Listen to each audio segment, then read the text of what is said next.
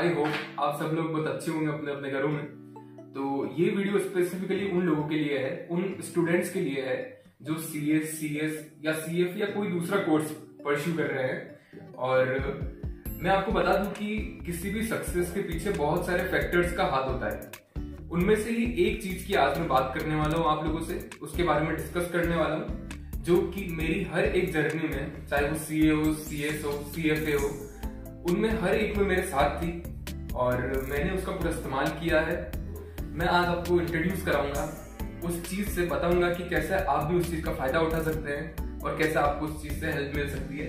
So let's see guys, वो क्या चीज है मैं आपको दिखाता हूँ। तो दोस्तों, वो चीज है मेरी ये CA फाइनल की बुक्स और कुछ नोट्स।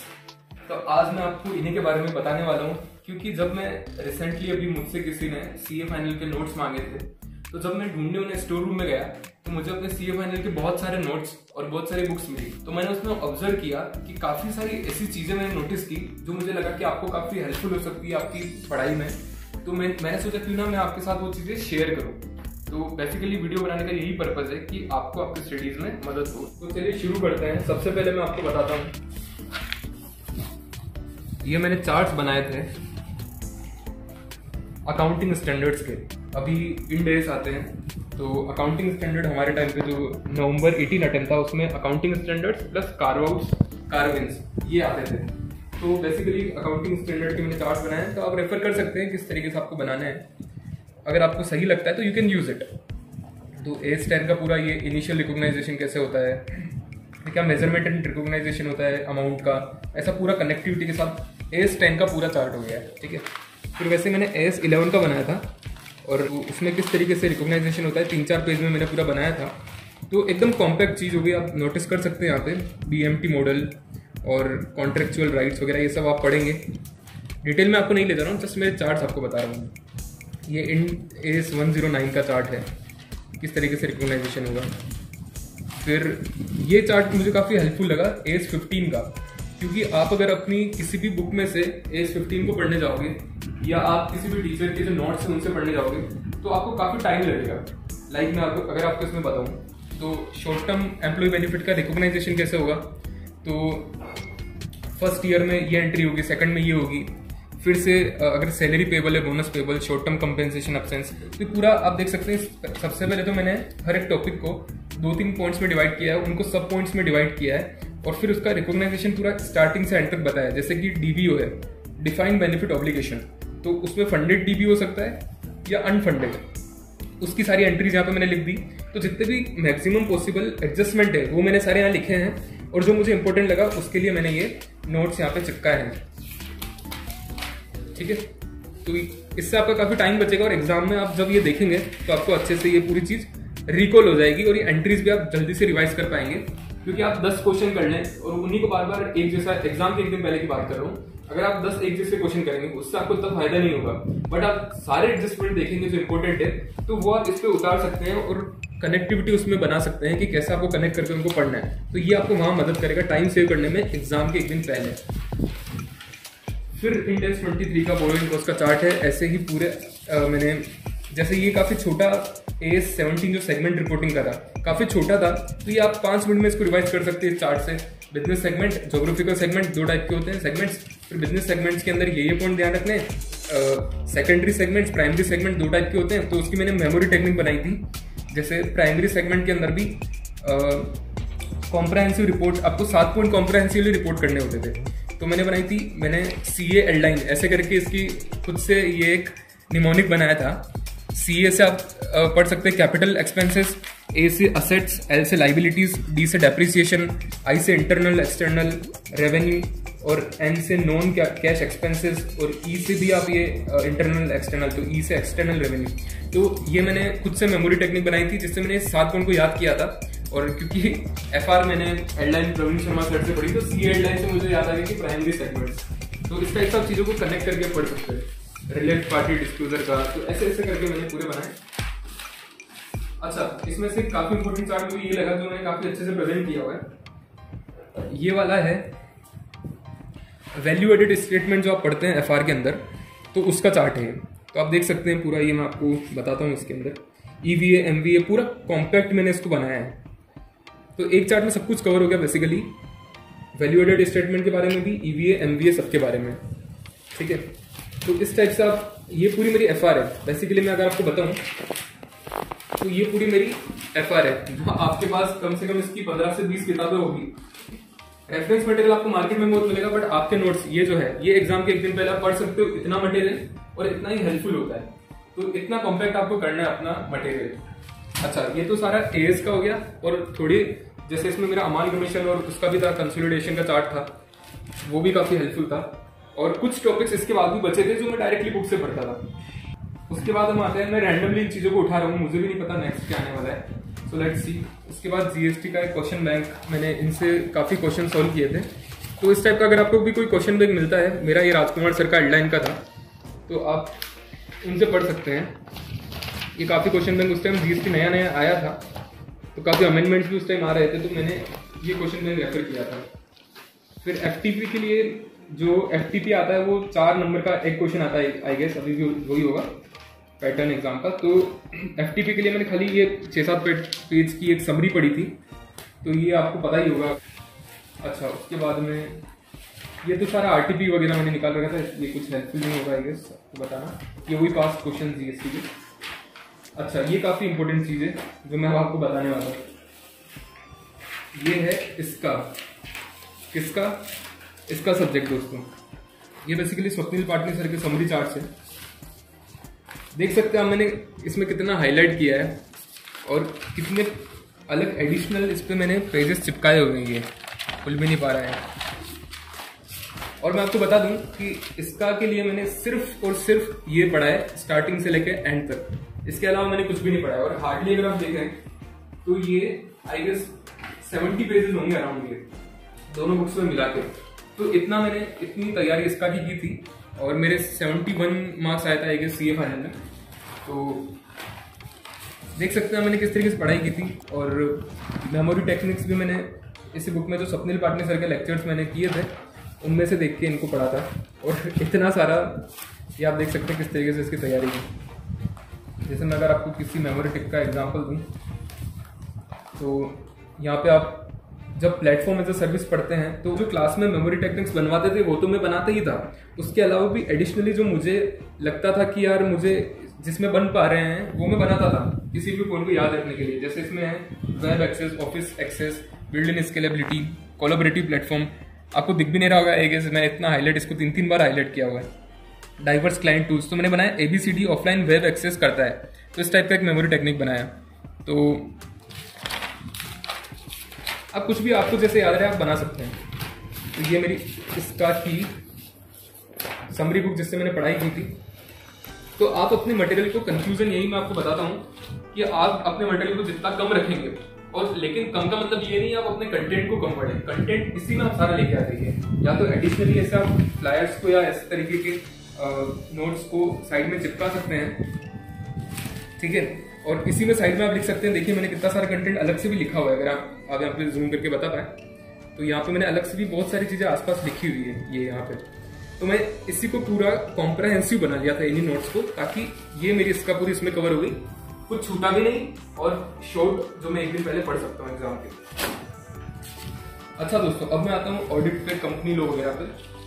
तो यहाँ पे आप देख सकते हैं कि ये चार्ट जो है ये पंकज गर्ग सर के चार्ट से, यस।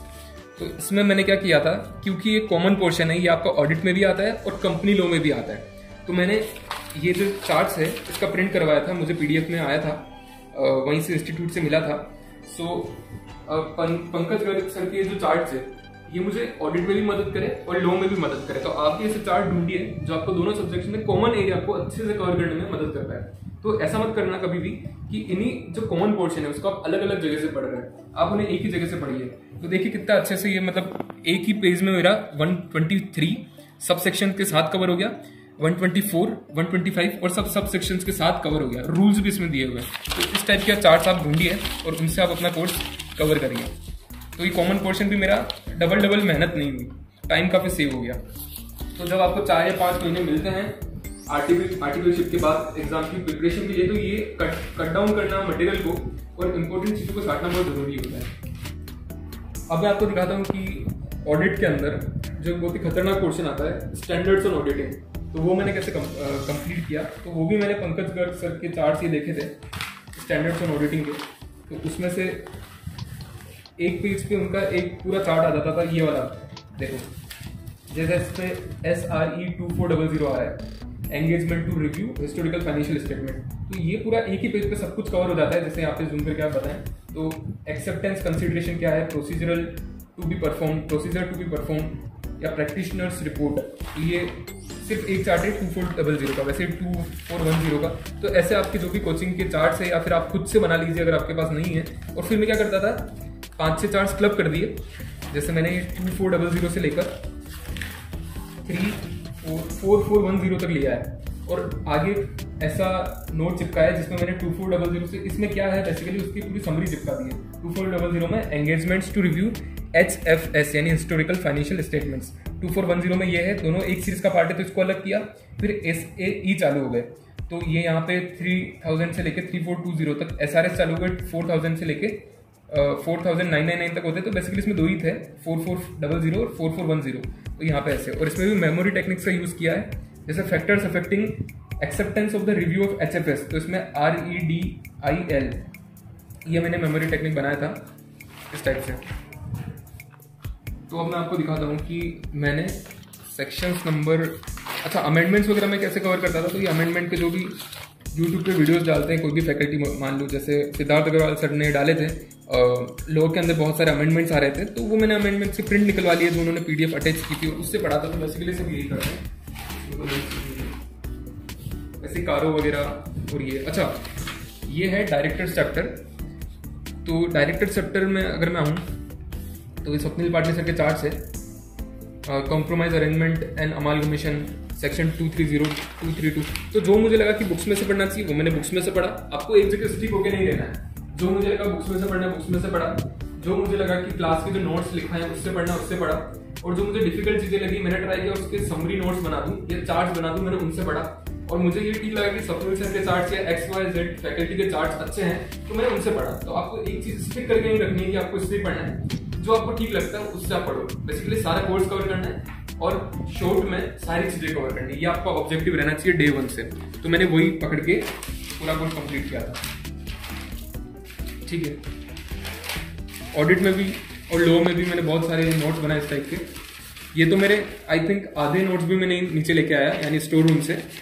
तो जितने मैं आपको बता सकता हूँ और सारी चीजें बेसिकली सारी टेक्निक्स इसमें कवर हो जाएगी।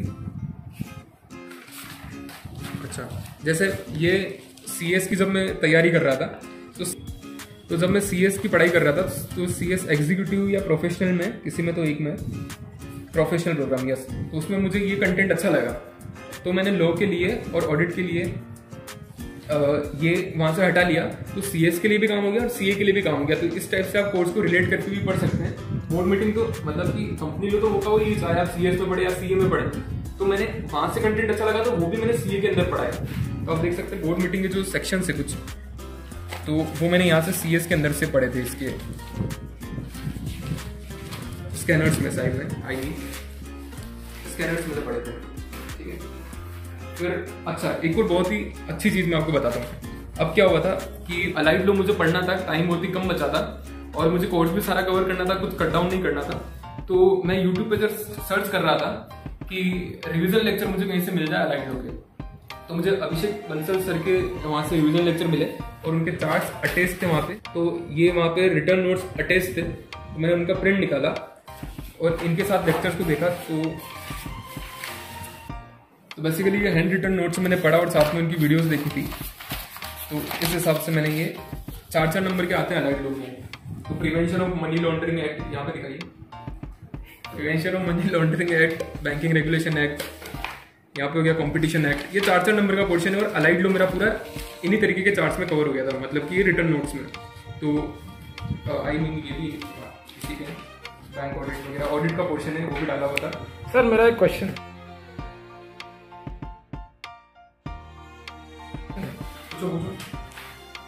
सब कुछ तो रिटर्न नोट में कवर कर लिया, बुक्स भी पढ़ी गई, बस वही कचरा ही डाला। गुड क्वेश्चन, आपका क्वेश्चन बहुत ही अच्छा है, तो मैं इसका जवाब देना चाहूंगा।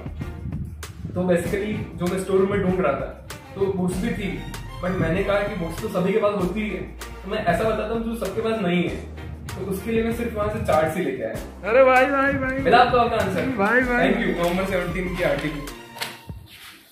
ये कोऑपरेटिव सोसाइटी की ऑडिट पता नहीं XYZ कहीं से मुझे मिला है, टीचर का चार्ट जिसे मेरे फ्रेंड ने भेजा, मुझे अच्छा लगा, मैंने वहां से इसे पढ़ा। GST मैंने कैसे पढ़ा, तो राजकुमार सर की मैंने क्लास की थी तो वो साइड में लिखाते थे, उससे पढ़ा था। फिर मैंने आपको बताया था स्टार्टिंग में तो वीडियो में कि पास्ट पेपर्स मैंने किए थे या फिर जो क्वेश्चन बैंक था वो किया था। और अच्छा, काफ़ी लोगों को क्वेश्चन आता है कि पास्ट एग्जाम के क्वेश्चन हमें करने चाहिए, तो मैं आपको बता दूँ पास्ट एग्जाम के क्वेश्चन पेपर और RTP बहुत इंपॉर्टेंट होता है, क्योंकि आपको एग्जाम का पैटर्न पता लगता है। ये मैंने किसी दोस्त से इसके पेपर्स लिए थे और तो यहाँ पे आप देखेंगे मैंने सभी को सोल्व किया है। और आप बोलेंगे क्या लिख के सोल्व करना है, पढ़ लें या समझ लें, तो मैं आपको बता देता हूँ प्रूफ के साथ कि ये लो भैया, ये नवंबर 16 का मैंने पेपर सोल्व किया था पूरा A to Z, पूरा उसी हिसाब से, क्योंकि उस टाइम अभी हमारे टाइम से चेंज हुआ था कि आपको ब्लू पेन अलाउड नहीं होगा, तो मैंने प्रैक्टिस भी उसी हिसाब से की जो पेन में मेरे को एग्जाम में लिखना है जिस पेन से, तो मैंने वही खरीद के और देख सकते हो पूरा ब्लैक पेन से पूरा सॉल्व किया है। 3 घंटे का टाइमर लगा के आप देख सकते हैं यहाँ पे दिखाइए बिल्कुल उसी फॉर्मेट में कि नए पेज से मैंने क्वेश्चन को चालू किया। क्वेश्चन नंबर 7 का सबसेक्शन A जनरल एंट्रीज, फिर 7 का CD ट्राई किया नए पेज से चालू करने का। पहले इंट्रोडक्शन सेम पैटर्न में जैसे एग्जाम में मैं लिख रहा हूँ उसी एनवायरनमेंट में मैंने लिखा है, फिर अनबायसली चेक करके और इसे आगे के और पेपर्स तैयार किए थे। ठीक है, इसके बाद आप देख सकते हैं GST वगैरह मैंने यहाँ से पढ़ा है। फिर डायरेक्ट टेक्स्ट मैंने कहाँ से पढ़ा था, तो समरी बुक आती है, किसी भी टीचर की खरीदे, टीचर के लिए मैं बायस नहीं हो रहा हूँ, जस्ट मैं आपको बता रहा हूँ कि मैंने कहाँ से पढ़ा था, ये आपका डिसीजन है आप कहाँ से पढ़े। तो मुझे ये लगा कि समरी बुक काफ़ी सही थी सर की, विनोद गुप्ता सर की, मैंने वहाँ से इसे पढ़ा था और साइड में लगा वहाँ मैंने पूरा चिपकाया भी है। ये मुझे CS के एग्जीक्यूटिव प्रोग्राम में से ये एक अच्छा चार्ट मिला था, basically clubbing of the carry forward set of the losses से रिलेटेड था, तो मैंने यहाँ पे उसे लगाया। तो आपको जहाँ से अच्छा कंटेंट मिलता है उसे यहीं एक ही चीज़ में ले आइए। समरी यही है कि आप एक ही चीज़ में ले आइए और अपने मटेरियल को कॉम्प्रिहेंसिव बना लीजिए। ठीक है, और मैं आपको क्लास में एक चीज़ बताने वाला हूँ कि मैंने सेक्शंस कैसे याद किए। थ्योरी सब्जेक्ट में सेक्शन याद करने का बहुत ही बड़ा हेडेक होता है बच्चों के लिए, और बेसिकली CA फाइनल स्टूडेंट्स या किसी भी प्रोफेशन के स्टूडेंट्स के लिए। तो मैंने सेक्शन कैसे याद किए थे, मैंने सेक्शन याद किए थे, एक मुझे अभी चार्ट मिला नहीं उसका, इसी में कहीं है वो, तो CS की स्कैनर में से मुझे एक चार्ट मिला था जिसमें कंपनी लोग के सारे सेक्शंस लिखे हुए थे। तो मैंने क्या किया था, उन सेक्शंस के आगे एक एक लाइन की समरी बना के उसके आगे लिख दिया था। तो अभी मैंने क्या किया था, अभी ढूंढ रहा था मुझे मिला नहीं, तो मैंने नया चार्ट वैसा बनाया। और अगर आपको भी वो चार्ट चाहिए तो नीचे आपकी email ID मुझे दे दीजिए, मैं आपको फॉरवर्ड कर दूंगा। तो उससे आपको क्या मदद मिलेगी, आपको सेक्शंस याद करने में मदद मिलेगी और उन्हें फटाफट एग्जाम के पहले रिवाइज करने में, क्योंकि आपने एक लाइन में जो लिखा है उसके आगे वो आपको फटाफट से रिवाइज करके रिकॉल करने में मदद करेगा। जैसे ऑडिट वाला पोर्शन है जिसमें appointment of the auditor, removal वगैरह के जो कॉमन पोर्शन है, ये भी ऑडिट और लॉ के बीच में। तो ये वाला मुझे ये चार्ट्स कहीं से मिले और ये मुझे अच्छा लगा, तो मैंने ये अलग से हटा ली उस बुक में से। और देखो ये मेरा दोनों पोर्शन कवर कर देता है। जैसे 147 की जो पेनल्टी, बहुत इंपॉर्टेंट पेनल्टी है, कंपनी पे क्या होगी, ऑफिसर पे क्या होगी, तो मैंने इसी चार्ट से पढ़ा है। थ्योरी भी मैंने ये याद, एग्जाम के दिन पहले आप इस तरीके के चार्ट्स पढ़ सकते हैं, तो मैंने इससे ये पढ़ा था और इससे मुझे ये याद रहा था। ठीक है, तो जैसे ये जो है सेक्शन 143 ड्यूटीज ऑफ ऑडिटर, तो उसमें आप यहाँ देख सकते हैं मैंने मेमोरी टेक्निक बनाई थी, ABCDEF, ये मेरी मेमोरी टेक्निक थी। तो यहाँ पे बेसिकली A मतलब क्या है, एडवांसेस, B मतलब बुक एंट्रीज, C मतलब consideration of sale of share debenture, D यानी डिपॉजिट्स, E यानी कि एक्सपेंसेस यानी पर्सनल एक्सपेंसेस, F यानी fair presentation of books of account, balance sheet वगैरह। तो ये इसकी मेमोरी टेक्निक बन गई थी। तो इस टाइप से मेमोरी टेक्निक जैसे मैंने यहाँ पे भी ये लगा के बना रखा है, ABCDEFGHIJ ये पॉइंट्स है। तो A यानी कि ऑल इन्फॉर्मेशन, B यानी बुक्स ऑफ अकाउंट, C यानी कंपनी ऑडिटर, D यानी कि 2 चीज़ें चेक करो, balance sheet and P&L, E यानी कि एक बार देखो फाइनेंशियल स्टेटमेंट, और AS को कि मैच हो, मतलब वो कंप्लाइड है यानी फाइनेंशियल स्टेटमेंट AS से, F से फाइनेंशियल ट्रांजेक्शन, G से डायरेक्टर G, तो ऐसे याद किया, H से है क्या कोई भी क्वालिफाइड या रिजर्वेशन। तो इस टाइप से आपको अपनी क्रिएटिविटी इसमें दिखानी होगी पढ़ाई के साथ साथ। तो अब मैं आपको अपने SFM के चार्ट बताता हूँ जिसमें आपकी ज़्यादा दिलचस्पी होगी, क्योंकि आई थिंक ये SFM सभी का फेवरेट सब्जेक्ट होता है। तो देखिए उसमें कैसे चार्ट बन सकते हैं, क्योंकि मोस्टली मेरे दोस्त और जितने लोगों को मैं जानता हूँ SFM में कुछ जनरली चार्ट बनाते नहीं है, तो मैंने SFM में भी चार्ट बनाए थे चीज़ों को एक दिन पहले रिवाइज करने के एग्जाम के। देखो जैसे पोर्टफोलियो मैनेजमेंट है तो उसमें मैंने जैसा सर ने पढ़ाया था क्लास में वैसे मैंने सब टॉपिक्स में डिवाइड किया। ऑल अबाउट बीटा, तो उसमें बीटा के बारे में सब कुछ लिख दिया इसमें, और जो भी इंपॉर्टेंट क्वेश्चंस पे पढ़ता था उसका रेफरेंस याद दे देता था या फिर मैं उनके एडजस्टमेंट यहाँ उतार देता था। तो मैं आपको अपने एसएसएम के चार्ट बता रहा था। यहाँ आप देख सकते हैं मॉडर्न पोर्टफोलियो थ्योरी या फिर TRSR UR, तो पोर्टफोलियो मैनेजमेंट पूरा चैप्टर ये था। तो उसके चार्ट्स मैंने किस तरीके से बनाया। अच्छा, ये चार्ट मुझे काफ़ी मेरा फेवरेट था, जो है डिविडेंड पॉलिसी का चार्ट। जब भी आप इसे अपनी बुक्स में से या रजिस्टर में से इसको पढ़ने जाएंगे तो कम से कम आपको आधा दिन का टाइम लगेगा, लेकिन मैं इस चार्ट को 10 से 15 मिनट में इसको कवर कर लेता था। एक बार अच्छे से पढ़ने के बाद इसको मैं 15-20 मिनट में रिवाइज कर लेता था। उसका रीज़न ये है कि मैंने इसे देखो सिर्फ आगे वाले पेज पे बनाया है और इसमें सब कुछ फॉर्मूलेज वगैरह कवर है और मुझे पूरा समझ आता है। तो आप खुद का चार्ट जब बनाओ तो देखना, थ्योरीज ऑन डिविडेंड पॉलिसी में डिवाइड किया और dividend policy in practice. Theories में मैंने लिया कि क्या डिविडेंड पॉलिसी अफेक्ट करता है शेयर की प्राइस को, तो नहीं करता है, यस करता है। तो नहीं करता है उसके अंदर है एमएम्स डिविडेंड इररिलेवेंस थ्योरम, और करता है तो उसके अंदर है पॉजिटिव इफेक्ट और डिपेंड अपॉन ये ROE वर्सेस R। ये पूरा आपको पता होगा, आप पढ़ रहे होंगे। तो वॉल्टर मॉडल, गॉर्डन मॉडल, तो मैं आपको डिटेल में नहीं बताऊंगा, जस्ट बता रहा हूँ कि कैसे मैंने इसको क्लासीफाई कर दिया एक ही पेज के ऊपर। फॉर्मूलाज भी है, एक्सप्लेनेशंस भी है, राइट इशू का पोर्शन, स्टॉक डिविडेंड का पोर्शन सब कवर है इसके अंदर, ठीक है, और थ्योरीज भी कवर है। इसके बाद मैं आता हूँ मर्जर एक्विजिशन का चार्ट है ये। इसके अलावा ये फैक्टरिंग लीजिंग का चार्ट है, अगर आप थोड़ा बता पाऊँ इसको। एक चार्ट पे नहीं आ पा रहा था तो मैंने क्रिएटिविटी दिखाई यहाँ पे भी। इसके बाद सिक्योरिटी एनालिसिस का बहुत बड़ा चार्ट, मतलब ये जो बड़े चैप्टर्स है उसके लिए मैंने 5-6 ऐसे बड़े वाले पेजेस लिए थे और उन पे इसको बनाया। ये सिक्योरिटी वैल्यूएशन का पूरा टॉपिक इसमें कवर हो गया है, पूरा कलरफुल बनाया था इसको। और इसे बनाना कब है, जब आप पहले दिन पढ़ाई करने बैठते हो तो एक बार आपका पूरा चैप्टर जब कवर हो जाए, जब आप उसका पूरा एक बार खुद से पढ़ लें, तब आप आपके दिमाग में सारे पॉइंट्स कनेक्टेड होंगे, तो अब जरूरत होती है उसे पेपर पे उतारने की। तो जैसे आपने सिक्योरिटी एनालिसिस या फिर डिविडेंड या इक्विटी आपने एक बार पढ़ लिया, तो अब आप उसके चार्ट बना लीजिए।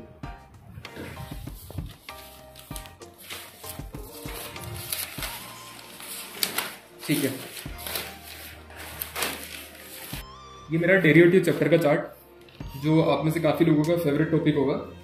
तो स्पेकुलेशन ऑन एफआरए बेसिकली मैंने एफआरए पूरा यहाँ पे कवर किया है। फिर उसके बाद में आप देख सकते हैं यहाँ पे relationship between spot price future price, इसमें 4 डिफरेंसेस होते हैं, तो वो चारों यहाँ पे कवर किए। और यहाँ पे मैंने यहाँ पे समझाया है थ्योरेटिकल एफ कैसे निकालते हैं, थ्योरेटिकल एफ प्राइस और स्पॉट फ्यूचर आर्बिट्रेज। तो मैंने संजय सराफ सर की बेसिकली इसमें क्लासेस की थी, तो उन्होंने जैसा पढ़ाया मैंने उसी हिसाब से चैप्टर को डिवाइड करके और उसके बनाए। जैसे देखो आप टेक्निकल एनालिसिस में मैंने लॉन्ग स्ट्रेडल स्ट्रेंगल, तो उसको एक पेज पे पूरा टेक्निकल एनालिसिस वाला पोर्शन कवर कर लिया है यहाँ पे, ठीक है। बियर बुल वगैरह सब यहाँ कवर हो गया है। और काफी कॉम्प्रिहेंसिव, अगर आप बोलेंगे तो डिटेल वीडियोस भी मैं इन पे बना दूंगा अगर मुझे टाइम मिला तो। अच्छा, तो दोस्तों आपको अगर सीए फाइनल का कोई भी टॉपिक डिटेल में जानना है चार्ट से, अगर आपको लगता है कि मैं आपको बताऊं कि कॉम्प्रिहेंसिवली किसी भी टॉपिक को कवर करूं, तो अगर आप कॉम्प्रिहेंसिवली उस टॉपिक को पढ़ना चाहते हैं तो मुझे कमेंट करके बताइए, तो मैं आपके लिए डिटेल्ड वीडियो से इन चार्ट से उसे पढ़ाते हुए बना दूंगा, ठीक है दोस्तों। तो चलिए अब मैं आपको कुछ और चीजें बताता हूँ।